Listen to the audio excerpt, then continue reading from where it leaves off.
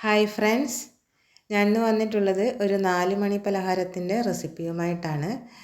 നമുക്കിത് വളരെ എളുപ്പത്തിൽ തന്നെ തയ്യാറാക്കിയെടുക്കാൻ പറ്റും.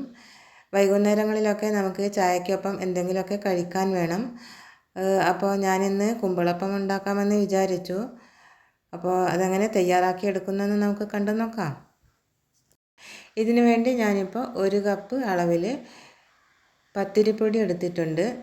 വറുത്ത പത്തിരിപ്പൊടിയാണ് എടുത്തിരിക്കുന്നത്. നൈസായിട്ടുള്ള പൊടിയാണ്, തരികളൊന്നുമില്ലാതെ. ഈ പൊടിയിലേക്ക് നമുക്ക് 1/4 ടീസ്പൂൺ ഉപ്പ് ചേർത്ത് മിക്സാക്കി എടുക്കാം. ഇനി നമുക്ക് ഈ പൊടി കുഴച്ചെടുക്കാൻ വേണ്ടി വെള്ളം തിളപ്പിച്ചെടുക്കണം. ഒരു പാത്രത്തിൽ വെള്ളം തിളപ്പിക്കാൻ വേണ്ടി വെച്ചിട്ടുണ്ട്. വെള്ളം തിളച്ച് വന്നു. ഇനി നമുക്ക് ഈ പൊടിയിലേക്ക് ഒഴിച്ചു കൊടുക്കാം. കുറച്ചായിട്ട് ഒഴിച്ച് നമുക്കിത് നന്നായിട്ട് തന്നെ മിക്സാക്കി എടുക്കണം. വെള്ളം തിളച്ച ഉടനെ തന്നെ നമ്മളിത് എടുത്തിട്ട് പൊടിയിലേക്ക് ഒഴിച്ച് കൊടുക്കേണ്ടതാണ്. വെള്ളം തണുത്തു പോകാൻ പാടില്ല. ചൂടോടെ തന്നെ ഒഴിച്ച് കൊടുക്കുമ്പോൾ നന്നായിട്ട് തന്നെ നമുക്കിത് മിക്സായിട്ട് കിട്ടും. പത്തിരിപ്പൊടി ഇല്ലയെന്നുണ്ടെങ്കിൽ നമുക്ക് കടയിൽ നിന്ന് വാങ്ങിക്കാൻ കിട്ടുന്ന പാക്കറ്റ് പൊടിയില്ലേ, ഇടിയപ്പത്തിൻ്റെ ഒക്കെ, അതെടുത്താലും മതിയാകും. നന്നായിട്ട് കുഴച്ചെടുത്തതിന് ശേഷം നമുക്കിതൊരു 10 മിനിറ്റ് അടച്ച് വെക്കാം. ഇതിൻ്റെ ചൂടൊന്ന് കുറഞ്ഞ് കിട്ടണം. ഇനി നമുക്ക് ഇതിന് വേണ്ടി ശർക്കര ഉരുക്കിയെടുക്കണം. ഒരു 200 ഗ്രാം ശർക്കര എടുത്തിട്ടുണ്ട്. ഇതിലേക്ക് കുറച്ച് വെള്ളം ഒഴിച്ച് കൊടുക്കണം. ഒരു 1/4 കപ്പിൻ്റെ പകുതി അളവിൽ വെള്ളം ഒഴിച്ച് കൊടുത്തിട്ടുണ്ട്. വെള്ളം ഒഴിച്ച് കൊടുത്തതിന് ശേഷം ശർക്കര നന്നായിട്ട് തന്നെ ഉരുകി വന്നിട്ടുണ്ട്. ഇനി നമുക്കൊരു പാൻ അടുപ്പിൽ വെച്ചതിന് ശേഷം ഇതിലേക്ക് ഈ ശർക്കരപ്പാനി അരിച്ചു കൊടുക്കാം. ശർക്കരയിൽ കല്ലും മണ്ണും മറ്റും ഉണ്ടാകും, അതുകൊണ്ടാണ് അരിച്ചെടുക്കുന്നത്. അരിച്ചെടുത്ത ഈ ശർക്കരപ്പാനിയിലേക്ക് നമുക്ക് ഏലക്കപ്പൊടി ചേർക്കണം. ഒരു 3 ഏലക്ക നന്നായിട്ട് ചതച്ചതിന് ശേഷം ഇതിലേക്ക് ചേർത്ത് കൊടുത്തിട്ടുണ്ട്. 1/2 ടീസ്പൂൺ അളവിൽ ജീരകം ചേർത്ത് കൊടുക്കാം. ഇനി ഇതിലേക്ക് അരമുറി തേങ്ങ ചിരകിയത് ഇട്ട് കൊടുക്കുന്നുണ്ട്. അതായത് ഒരു 3/4 കപ്പ് അളവിൽ തേങ്ങയുണ്ട്. നന്നായിട്ട് തന്നെ നമുക്കിത് മിക്സാക്കി എടുക്കാം.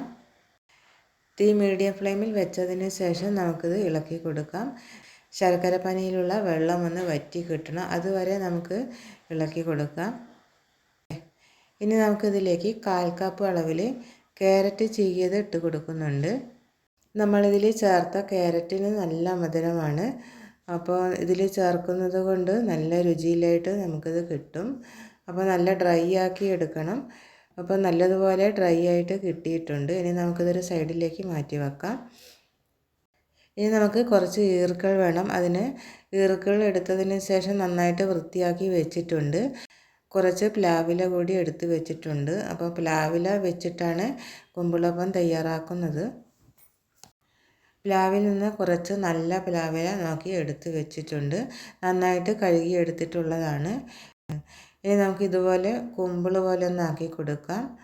കുമ്പിൾ പോലെ ഇതുപോലെ ആക്കി കൊടുത്തതിന് ശേഷം നമുക്കൊരു ഈർക്കൾ കൊണ്ട് ഇത് നന്നായിട്ട് ഫിറ്റായിട്ട് കിട്ടാൻ വേണ്ടിയിട്ട് നമുക്ക് ഒരു ഈർക്കൾ കൊണ്ട് ഇതുപോലെ ഒന്ന് കുത്തി കൊടുക്കാം. ഈർക്കളിൻ്റെ ബാക്കി ഭാഗം ഒടിച്ചു കളയാം.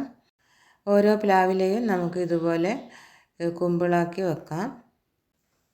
പ്ലാവില കൊണ്ട് കുമ്പിൾ ഉണ്ടാക്കാൻ അറിയാത്തവർക്ക് ഇതുപോലെ ചെയ്യാം കേട്ടോ. എളുപ്പമല്ലേ ഇത് ഉണ്ടാക്കിയെടുക്കാനായിട്ട്. പണ്ട് പ്ലാവില കൊണ്ട് കഞ്ഞി കോരി കുടിക്കുകയായിരുന്നു. ആ കാലത്തൊക്കെ സ്പൂണൊക്കെ വളരെ കുറവായിരുന്നു, അതുകൊണ്ടാണ്. പിന്നെ ചൂടുള്ള കഞ്ഞിയിൽ നമ്മൾ പ്ലാവില മുക്കുന്ന സമയത്ത് ഈ ഇലയിലുള്ള ഗുണങ്ങളൊക്കെ നമ്മുടെ ശരീരത്തിലും എത്തുന്നു. അപ്പോൾ പ്രമേഹ രോഗികൾക്ക് ഇത് വളരെ നല്ലതായിട്ട് ഗുണം ചെയ്യും. നേരത്തെ കുഴച്ച് വെച്ച മാവിൻ്റെ ചൂടൊക്കെ കുറച്ച് കുറഞ്ഞിട്ടുണ്ട്. ഇനി നമുക്ക് ഇതുപോലെ ഒന്ന് ഉരുട്ടിയെടുത്തതിന് ശേഷം ഈ പ്ലാവിലയിലേക്ക് ഇട്ട് കൊടുക്കാം. ഈ പ്ലാവിലയിലേക്ക് ഇട്ട് കൊടുത്തതിന് ശേഷം നമുക്കൊരു സ്പൂൺ കൊണ്ട് ഇതുപോലെ ചെറിയൊരു കുഴി പോലെ ആക്കിയെടുക്കാം. ഇതിലേക്ക് വേണം നമ്മൾ നേരത്തെ റെഡിയാക്കി വെച്ചിരുന്ന ശർക്കരയും തേങ്ങയും കൊണ്ടുള്ള മിക്സ് ഇതിലേക്ക് വെച്ച് കൊടുക്കാനായിട്ട്. അപ്പോൾ ഇതിലേക്ക് ഒരു സ്പൂൺ അളവിൽ വെച്ച് കൊടുത്തതിന് ശേഷം നമുക്ക് ഈ മാവ് മുകളിലായിട്ട് ഇതുപോലെ ഒന്ന് പൊതിഞ്ഞ് കൊടുക്കാം. സൈഡിൽ നിന്നായി ഇതുപോലെ ഒന്ന് ആക്കി കൊടുത്തതിന് ശേഷം കുറച്ച് മാവെടുത്ത് ഇതിൻ്റെ മുകളിലായിട്ട് വെച്ചിട്ട് മെല്ലെ ഒന്ന് പ്രസ് ചെയ്ത് കൊടുക്കാം. അപ്പോൾ നമ്മുടെ ആദ്യത്തെ ഈ കുമ്പിൾ നിറച്ചത് റെഡിയായിട്ടുണ്ട്. അടുത്തതും ഇതുപോലെ തന്നെ ചെയ്യാം. ഇനി നമുക്ക് ഈ കുമ്പിളപ്പം വേവിച്ചെടുക്കാൻ വേണ്ടി ഒരു പാത്രത്തിലേക്ക് വെള്ളം ഒഴിച്ച് കൊടുത്തു. അതിൻ്റെ മുകളിലായിട്ട് സ്റ്റീം ചെയ്യാനായിട്ട് ഒരു തട്ട് വെച്ച് കൊടുത്തിട്ടുണ്ട്. ഹോളുള്ള തട്ടാണ് വെച്ച് കൊടുത്തത്. ഇനി നമുക്ക് ഈ കുമ്പിളപ്പമെല്ലാം ഇതിലേക്ക് എടുത്ത് വെച്ചതിന് ശേഷം നമുക്കിത് അടച്ച് വെക്കാം. അടച്ച് വെച്ചതിന് ശേഷം ഒരു 10 മിനിറ്റ് സമയം നമ്മളിത് ഫുൾ ഫ്ലെയിമിൽ വേവിച്ചെടുക്കണം. അതിനുശേഷം തീ ലോ ഫ്ലെയിമിലേക്ക് വെച്ചിട്ട് ഒരു 15 മിനിറ്റ് വെച്ച് കഴിഞ്ഞാൽ കുമ്പിളപ്പം നമുക്ക് റെഡിയായിട്ട് കിട്ടും. അപ്പോൾ ഇനി നമുക്ക് തുറന്ന് നോക്കാം. കുമ്പിളപ്പം നന്നായിട്ട് വെന്തിട്ടുണ്ട്. ഇതുപോലെ നമ്മൾ കുമ്പിളപ്പത്തിൽ തൊട്ട് നോക്കിയിട്ട് ഒട്ടിപ്പിടിക്കുന്നില്ലെങ്കിൽ കുമ്പിളപ്പം റെഡിയായിട്ടുണ്ടെന്ന് മനസ്സിലാക്കാം. അതിനുശേഷം നമുക്കിത് പുറത്തെടുത്ത് വെച്ച് തണുക്കാൻ വേണ്ടി വെച്ചിട്ട് നമുക്കൊരു പ്ലേറ്റിലേക്ക് എടുത്ത് വെക്കാം. ചൂട് കുറഞ്ഞിട്ടുള്ള ഈ കുമ്പിളപ്പം നമുക്ക് എടുത്തു നോക്കാം. ഓരോന്നായിട്ട് എടുത്തതിന് ശേഷം നമുക്ക് ഈ പ്ലാവില അതിൽ നിന്ന് എടുത്ത് മാറ്റാവുന്നതാണ്.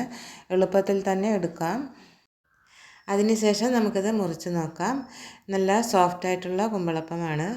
അപ്പോൾ നിങ്ങൾക്ക് ഈ റെസിപ്പി ഇഷ്ടമായെന്ന് വിചാരിക്കുന്നു.